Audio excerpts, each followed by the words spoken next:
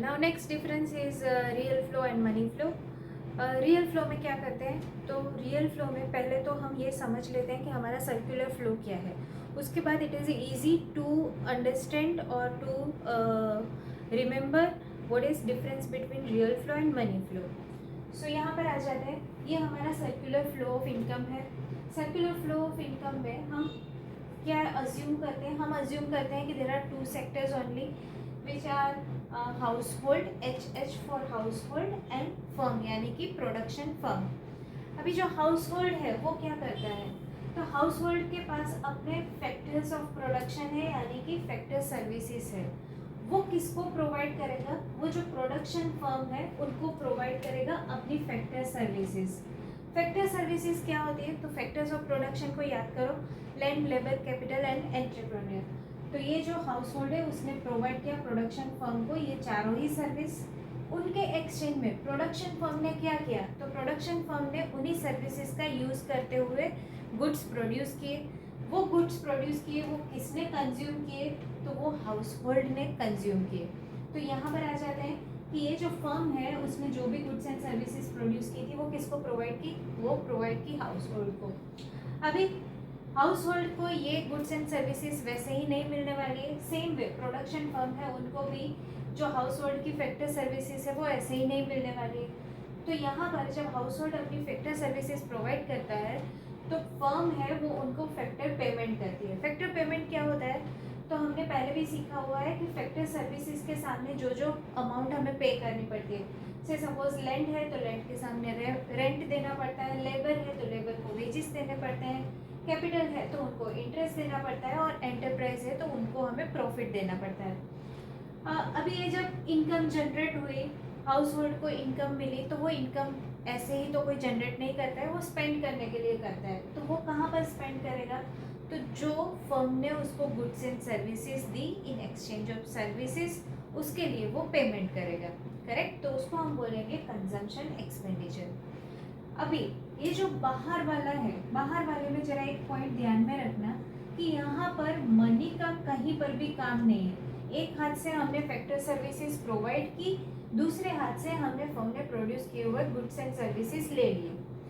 तो ऐसा जब होता है कि जब मनी का कुछ काम ही नहीं होता है, जो पहले के टाइम में होता था, that is in barter system, तो उसको हम बोलते हैं रियल फ्लो। क्योंकि यहाँ पर इन रियलिटी हम गुड्स एंड सर्विसेज है वो एक्सचेंज कर रहे हैं। जब in case of inner layer, inner layer में हम क्या कर रहे हैं, तो इनर लेयर में हम फर्म है वो क्या कर रही है, फैक्टर पेमेंट यानी कि हाउस होल्ड की इनकम जनरेट हो रही है और in exchange of that income house hold क्या कर रहा है, उसकी परचेजिंग पावर इंक्रीज हो रही है। सो वो स्पेंड कर रहा है जो गुड्स एंड सर्विसेज फर्म ने प्रोड्यूस किए थे उसके ऊपर, तो that is called consumption expenditure. अभी यहाँ पर कहीं पर भी गुड्स एंड सर्विसेज नहीं आए, सिर्फ हमने एक हाथ से पेमेंट रिसीव किया, दूसरे हाथ से पेमेंट किया, तो that is called money flow. तो पहला डिफरेंस हमारा क्या आ गया रियल फ्लो और मनी फ्लो में, तो रियल फ्लो यानी कि exchange of goods and services, कहाँ से कहाँ, तो हाउस होल्ड से फर्म में फैक्टर सर्विसेज और फर्म से हाउस होल्ड में goods and services. While in case of money flow क्या हुआ, तो फर्म से हाउस होल्ड के हाथ में फैक्टर पेमेंट और हाउस होल्ड क्या करेगा, उसका वो स्पेंड करेगा कंजम्पशन एक्सपेंडिचर में। मतलब कि यहाँ पर मनी टू मनी एक्सचेंज हुआ, यहाँ पर गुड्स एंड सर्विसेज एक्सचेंज हुए, जबकि यहाँ पर इनकम एंड एक्सपेंडिचर हुआ। तो इसको हम बोलेंगे मनी फ्लो और रियल फ्लो का first difference. Now the second difference is what, second difference हम क्या बोलेंगे कि जो ये रियल फ्लो है या मनी फ्लो है, तो वो सिर्फ रियल फ्लो जो है उसको हम कंसीडर कर सकते हैं एज अ बार्टर सिस्टम, और बार्टर सिस्टम के जो भी हमारे प्रॉब्लम्स थे वो यहाँ पर भी कंटिन्यू होंगे। करेक्ट, बार्टर सिस्टम में क्या था, तो स्टोर ऑफ वैल्यू नहीं था, बहुत सारे वो चार फैक्टर्स हमने याद रखे थे, वो याद कर लेना, ठीक है। अभी मनी फ्लो में ऐसा कोई नहीं होगा, क्योंकि मनी तो हम स्टोर भी कर सकते हैं, मनी की हम मेजरमेंट भी कर सकते हैं मनी की वैल्यू में, तो यहाँ पर ऐसे कोई भी प्रॉब्लम्स नहीं होंगे। अभी रियल फ्लो और मनी फ्लो में और क्या डिफरेंस हो सकता है? तो मनी फ्लो को हम और एक अदर नाम से जानते हैं। मनी फ्लो को हम बोलते हैं नॉमिनल फ्लो, जबकि रियल फ्लो को हम बोलते हैं फिजिकल फ्लो, क्योंकि यहाँ पर गुड्स का एक्सचेंज हो रहा है। Correct? So that is the difference between real flow and money flow. अभी हमने ये सर्कुलर फ्लो समझ लिया है, तो उसके क्वेश्चन का आंसर कैसे देना है, क्योंकि हमें ये जो क्वेश्चन है सर्कुलर फ्लो वाला, वो हमें 5 मार्क या तो 6 मार्क में पूछेंगे।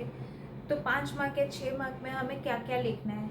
तो सबसे पहली बात तो हमको एजम्पशंस लिखने हैं। एजम्पशंस में क्या आएगा? तो अजम्पशंस में आएगा कि भाई यहाँ पर 2 ही सेक्टर्स हैं, क्योंकि हमारे सिलेबस में 2 है। एक होता है हाउस होल्ड, जो हमें फैक्टर सर्विसेज प्रोवाइड करता है, और दूसरा होता है प्रोडक्शन फर्म, जो गुड्स और सर्विसेज को प्रोड्यूस करता है। तो ये हमारे अजम्पशंस हो गए। अजम्पशंस के बाद हमें ये जो ग्राफ है वो ड्रॉ करना है, लेबलिंग करना है, सेम ऐसे ही, अगर चाहो तो फ़ोटो ले लेना। फिर उसके बाद हमें क्या लिखना है? तो ये ग्राफ का एक्सप्लेनेशन लिखना है। ग्राफ के एक्सप्लेनेशन में तुम क्या लिखोगे? तो जो जो फैक्टर के सर्विसेज है, वो फैक्टर क्या क्या फैक्टर सर्विसेज कौन कौन सी हाउस होल्ड है वो प्रोवाइड कर रहा है, वो लिखना है। दूसरा क्या लिखना है? तो फर्म्स का जो गुड्स एंड सर्विसेज, मतलब ये पूरे ग्राफ का एक्सप्लेनेशन हमें इन शॉर्ट लिख देना है, जो तुम्हारे बुक में अच्छे से दिया हुआ है, एक बार पढ़ लेना।